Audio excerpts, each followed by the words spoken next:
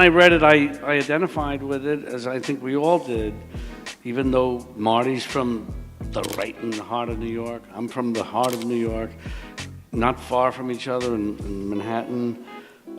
We just identify with the character, and Paul conceived it. Everybody, we all felt very, very good about the whole project, and so that was it. I read the script a year earlier or two, I can't remember, and we just all responded to it. And there was just something about it that we all liked and wanted to do. I had so little time to think about it because actually I was doing 1900 in Italy for about 8 months, and I flew back and I started like 2 weeks later. I had no time to think. I drove as soon as I got back. I started driving a cab. I thought I drove for at least like 10 days or something, or maybe the whole, but I drove as much as I could in that period. We had to start at a certain point. The other preparation that De Niro did was to become a taxi driver for a few nights, a couple of weeks, I think. It was really he had just won the Academy Award for Godfather 2, Best Supporting Actor, and an actor got in the cab one night and he says, I can't believe it. He says, I thought it was you. And he said, I leaned over and I see your name there, Robert De Niro. You're driving a cab. You just won the Academy Award.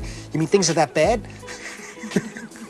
He says, is the business this tough? He said, yeah, it is. But I went driving with him one night. I sat in the front seat and told me that one of the first feeling he had after a couple of nights was that, and he did it at night, was that a person will get in a car, stranger, and then control your life, in effect, for the next 20 minutes or 45 minutes. And utilizing the key instrument, really, and more than an instrument, it's the voice, and that is the actor, Robert De Niro. I knew that I had a good sense with him in Mean Streets, because we only shot 26 days there, so it was very quick. But here we shot longer, and I really felt good about him here. I felt that we understood each other. It was almost like sign language between each other. Bob is an actor. Again, in Taxi Driver, you see us just feeling each other out, in a way. The scene with the Secret Service man, in which he's giving him his name as Henry Crinkle, gives you an idea of the kind of comfort we had with each other. He'd put a line in, or a look, or a body gesture, and I felt that he really understood the character. And I think Bob and I, we never really spoke about meaning or theory of any kind. I mean, the movies are full of serendipity. Bob and Marty and I never really talked much about the script because we knew this guy. We all knew this guy. So that when you do Taxi Driver Raging Bull, maybe you get a call once in 8 weeks from De Niro or Scorsese, and they say, what do you think of this line or this improvisation or this change? But more often than not, they don't bother to call because they are in sync, and they know that their changes and their evolutions of the material are proper, and that's the way movies should be made. Anyway, tell me about De Niro, though. Well, the versatility and imagination and tons of choices, which is what you want. You don't want to go there in the morning and say, okay, we're doing this line, and we're doing this scene, and let's go from here, and we get the master, and we get the close-up, and because it gets very boring. Then you don't want to get up anymore and go, to get anything to get up that early in the morning for. What did you mean by tons of choices? I mean, he can do the scene 8 times in 8 different ways. This means something over here. I mean, I could do this if you want, or I had an idea. I had another idea. Let me just try it. I won't even tell you what it is. And great. When he says that, then I shoot. Because something explosive happens. It was great because we would work on certain scenes, certain things, and improvise. Could you say something to yourself in the mirror? It was the last week of shooting. We were over schedule 5 days. It was very difficult, and we said, okay, we're just going to shoot this scene, and locked the door so our assistant director wouldn't get in and whatever. And he started improvising it, and he kept saying, are you talking to me? And I was sort of at his feet in front of the mirror, right in front of him. And we just kept repeating. He just kept repeating it. And all I heard was the city sounds. They were too strong. And I asked him to keep repeating himself. And then he sort of got into a role. I don't know what happened. Somehow it got into a role. And it took quite a while to do. It took about 3 hours to do. At one point, Bob called me up and asked me, would this character say such a thing? And I said to him, Bob, you know Travis Bickle much better than I do at this point. The mirror scene, of course, is one that I had fun doing. We did a lot of improvisations actually before we shot the movie with videotape and applying that to the script. It was Mr. De Niro and I. We improvised, and I think, Marty, you had a 60mm black and white camera? Video. Yeah, video. Video. And then you wrote the lines based on our improvisation? Yeah, and then we based some of the scenes on, yes, exactly. See this business here, what he's doing? The back of his head, I remember him acting with the back of his head to me.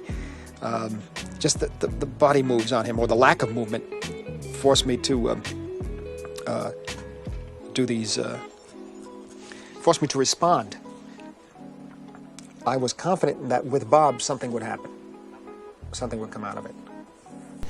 And this is sort of the eyes here has always reminded me of the look of the eyes of De Niro here, and also later on in the film he's looking in the mirror, in the rearview mirror, very much taken from the close-ups of eyes of Tales of Hoffman of Robert Helpman. Always talked about the idea of Travis Bickle being so unsympathetic a character, and yet an actor like De Niro, especially in a scene like this, it gives you an idea of sympathetic nature Bob has as a person, and somehow I think that translates. An old friend of mine named Vic Mignata, and Vic was one of our stuntmen.